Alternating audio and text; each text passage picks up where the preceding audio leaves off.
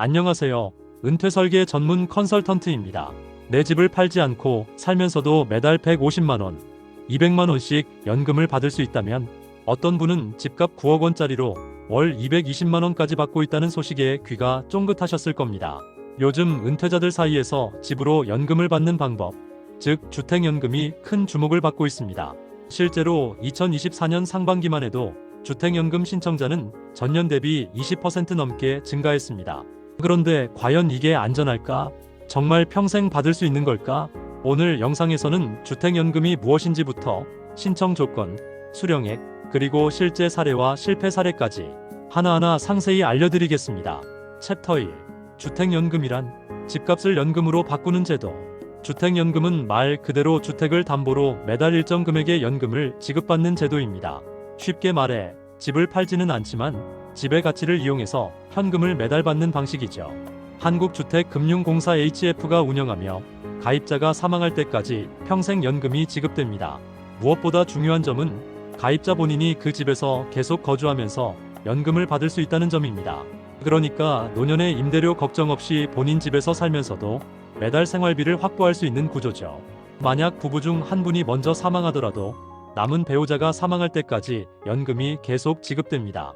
그리고 두 분 모두 사망하신 뒤에는 집을 팔아서 한국주택금융공사에 연금 지급액을 상환하게 됩니다. 이때 집값이 연금보다 낮아도 걱정 마세요. 국가가 손해를 보전해주는 지급 보증이 적용되기 때문에 상속인에게 빚이 남지 않습니다. 챕터 2. 가입 조건과 신청 대상 누구나 받을 수 있는 건 아니다.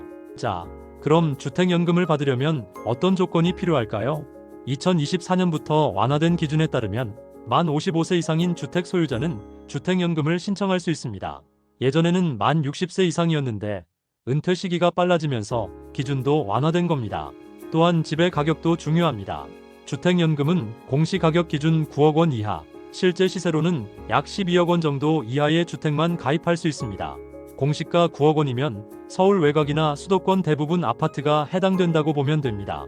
그리고 원칙적으로는 1주택자여야 하며 2주택자라도 하나를 처분한다는 조건으로 가입은 가능합니다. 즉, 2주택자는 3년 안에 1주택자로 전환해야 합니다. 거주 조건도 중요합니다. 가입 당시에는 실제로 해당 집에 거주하고 있어야 하며 장기간 비워두거나 요양병원 입소 등으로 실거주 조건을 못 지키면 자격이 박탈될 수 있습니다. 챕터 3. 수령액 계산. 내 집이면 얼마 받을 수 있을까? 이제 가장 궁금한 부분이죠. 집으로 연금을 받는다고? 그럼 한 달에 얼마씩 받을 수 있는데? 연금 수령액은 크게 두 가지에 따라 달라집니다. 하나는 집의 시가, 또 하나는 신청자의 나이입니다. 예를 들어 시가 9억 원짜리 아파트를 보유한 70세 남성이 주택연금에 가입할 경우 매달 약 210만 원에서 220만 원 정도의 연금을 받을 수 있습니다. 반대로 60세에 가입한다면 수령액은 줄어듭니다. 왜냐하면 수령 기간이 길어지기 때문에 월 수령액은 낮아지게 되거든요. 또한 일시금 일부 수령도 가능합니다. 예를 들어 총 수령금 중 일부를 가입 초기 혹은 필요할 때 목돈으로 빼고 나머지는 매달 연금으로 받을 수도 있습니다. 이건 대출 상환형 혹은 혼합형으로 부르며 상황에 따라 맞춤 설계가 가능합니다. 그리고 고정형 외에도 기간형, 대출 상환형 연금 대신 대출을 갚는 구조 등 다양한 방식이 존재합니다. 가입자의 재정 상황에 따라 전략적으로 선택할 수 있습니다. 챕터 4. 실제 사례 분석. 70대 부부의 선택. 이해를 돕기 위해 실제 사례를 소개해드리겠습니다. 서울 은평구의 73세 김모 씨 부부는 시가 약 8억 원짜리 아파트에 거주하고 있었습니다. 은퇴 후 연금 외에 별다른 수입이 없고 자녀는 모두 출가한 상태였죠. 생활비와 병원비 부담이 점점 커지면서 이 집에 계속 살면서도 생활비를 해결할 수 없을까 고민하던 중 주택연금을 알게 됐고 2022년에 가입하게 됩니다. 이 부부는 현재 매달 약 180만 원씩 연금을 받고 있습니다. 그 금액으로 기본 생활비와 약값을 해결하고 있고 큰 지출이 필요한 경우엔 한 번에 목돈을 빼는 방식도 고려하고 있다고 합니다. 이 부부는 자식에게 집을 남기는 것보다 우리가 병원비 못 내고 고생하는 걸 보여주는 게 더 미안하더라는 말로 주택연금 가입을 결심한 이유를 설명했습니다. 챕터 5. 주택연금의 장점. 현금 흐름과 자산 보존의 균형. 자, 그렇다면 주택연금의 핵심 장점은 무엇일까요? 첫째, 죽을 때까지 평생 받을 수 있다는 점입니다. 연금을 받기 시작하면 가입자가 사망할 때까지 혹은 배우자까지 사망할 때까지 연금은 계속 지급됩니다. 살아있는 동안 끊기지 않는 연금이란 점이 가장 큰 매력입니다. 둘째, 집을 팔지 않아도 된다는 점입니다. 많은 분들이 집을 팔아야 연금이 되는 줄 알았는데 라고 물어보시는데요. 그렇지 않습니다. 그 집에 그대로 살면서도 연금을 받는 구조입니다. 생활은 계속하고 현금은 따로 확보할 수 있는 이점이죠. 셋째, 연금이 국가보증이라는 점도 매우 중요합니다. 만약 집값이 떨어지거나 수령 금액이 집값을 초과하더라도 상속인에게 빚이 남는 일이 없습니다. 국가가 차액을 보전하는 지급 보증형 상품이기 때문입니다. 넷째, 배우자가 함께 가입되면 배우자 사망 전까지도 계속 연금 수령 가능.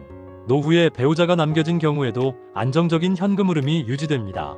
다섯째, 상속에 유연하게 대처 가능하다는 점입니다. 자녀가 집을 원하면 연금 수령 이후 남은 원금을 상환하고 상속받을 수도 있습니다. 챕터 6. 주택연금의 단점 무조건 좋은 건 아니다. 자, 그렇다면 주택연금의 단점은 없을까요? 물론 있습니다. 아무리 좋은 제도라도 본인의 상황과 맞지 않으면 오히려 손해를 볼 수 있기 때문입니다. 첫째, 집값 상승에 따른 시세 차익을 포기하게 됩니다. 주택연금은 가입 시점의 주택 가격을 기준으로 연금액이 결정됩니다. 즉, 이후 집값이 2배가 되든 3배가 되든 연금은 그대로입니다. 나중에 팔면 수익이 더 커질 텐데 하는 생각이 있으신 분이라면 신중히 고려하셔야 합니다. 둘째, 중도 해지가 사실상 어렵습니다. 연금을 받기 시작하면 나중에 그만두고 집 팔아야지 할 수 없습니다. 중도 해지 시에는 지급된 연금과 이자, 전액을 한 번에 상환해야 하며 이로 인해 부담이 매우 커질 수 있습니다. 셋째, 상속 문제에서 갈등이 생길 수 있습니다. 부모님은 안정적인 생활을 위해 주택연금을 택했지만 자녀는 집을 상속받을 줄 알고 있었던 경우 왜 집을 담보로 연금을 받으셨냐는 갈등이 생기기 쉽습니다. 넷째, 세금이나 유지비 부담은 그대로입니다. 재산세, 관리비, 수선비 등은 여전히 본인이 부담해야 하기 때문에 실질적으로 사용 가능한 금액은 다소 줄어들 수 있습니다. 챕터 7. 자주 묻는 질문. 2주택자인데 가입할 수 있을까? 자주 받는 질문 중 하나입니다. 제가 2주택자인데 주택연금 받을 수 있나요? 정답은 조건부 가능입니다. 2주택자라도 3년 안에 1주택자로 전환하겠다는 확약을 하면 가입할 수 있습니다. 단, 그 기간 안에 반드시 처분을 완료해야 하고 그 사실을 주택금융공사에 입증해야 합니다. 실제로 이 조건을 모르고 있다가 2년째 연금 받고 있는 중에 보유하고 있던 다른 주택이 매각되지 않아 중도 해지된 사례도 있습니다. 본인의 부동산 구조를 먼저 점검하고 가입 여부를 결정하는 것이 중요합니다. 챕터 8. 자주 묻는 질문. 집값이 연금보다 낮아지면 상속은요? 두 번째 자주 묻는 질문입니다. 나중에 집값이 떨어져서 연금 받은 금액보다 못 미치면 자녀가 빚을 떠안는 거 아닌가요? 이 부분은 걱정하지 않으셔도 됩니다. 주택연금은 국가가 지급을 보장합니다. 즉, 가입자가 사망한 뒤 집을 팔았는데 연금 총액보다 적은 금액이 나와도 그 부족분은 한국주택금융공사가 부담합니다. 반대로 집값이 오르고 남는 금액이 있다면 그 금액은 상속인에게 돌아갑니다. 즉, 손해는 국가가 부담하고 이익은 가족에게 돌아갈 수 있는 구조입니다. 이 점이 주택연금의 가장 큰 안정장치라고 할 수 있습니다. 챕터 9. 실패 사례. 주택연금에도 함정이 있다. 아무리 좋은 제도라도 제대로 이해하지 않으면 오히려 손해를 볼 수 있습니다. 실제 사례 하나 보겠습니다. 경기도 분당에 거주하던 65세방 모 씨는 8억 원 상당의 아파트를 담보로 주택연금을 신청해 매달 170만 원을 받기 시작했습니다. 그런데 2년 후 자녀가 갑자기 결혼을 하게 되어 결혼 자금과 전세금 지원을 위해 집을 팔고 목돈이 필요하다며 도움을 요청했습니다. 박 씨는 어쩔 수 없이 주택연금을 중도 해지하려 했지만 이미 수령한 연금과 이자를 한 번에 상환해야 한다는 사실을 뒤늦게 알았습니다. 결국 다른 금융기관에서 대출을 받게 되었고 차라리 집을 팔고 다른 방식으로 연금을 받는 게 나았겠다는 후회를 남겼습니다. 주택연금은 유동성 확보에는 좋지만 가족 지원이나 목돈 활용이 어렵다는 한계가 있습니다. 가입 전 본인의 은퇴 계획을 철저히 검토해야 하는 이유입니다. 챕터 10. 결론. 누구에게 어떤 상황에 적합한가? 그렇다면 주택연금은 어떤 분에게 적합할까요? 1. 60대 이상, 일정한 소득 없이 거주 중인 1주택자. 2. 집을 팔기보단 계속 살고 싶은 분. 3. 자녀의 경제적 지원이 불확실하거나 독립적인 노후를 원하는 분. 4. 안정적인 현금 흐름이 절실한 분. 반대로 아래 상황에 해당된다면 다시 고민해 보셔야 합니다. 집을 팔아 자녀에게 상속하거나 목돈을 지원하고 싶은 분. 집값이 향후 크게 오를 것으로 기대하고 있는 분, 단기 내 이사 계획이 있는 분, 요약하자면 주택연금은 내 집에서 살면서 현금을 확보할 수 있는 제도입니다. 하지만 가족과의 재정 계획, 주거 안정성, 장기 거주 여부 등을 꼼꼼히 고려한 뒤 결정해야 후회 없는 선택이 됩니다. 오늘 영상 어떠셨나요? 내 집을 팔지 않고 연금으로 활용하는 방법에 대해 조금 더 구체적인 그림이 그려지셨을 겁니다. 여러분의 은퇴 이후 삶이 더 안정적이고 걱정 없는 여정이 되도록 앞으로도 깊이 있는 정보로 찾아뵙겠습니다. 구독과 좋아요, 알림 설정까지 해주시면 다음 영상도 절대 놓치지 않으실 겁니다. 감사합니다.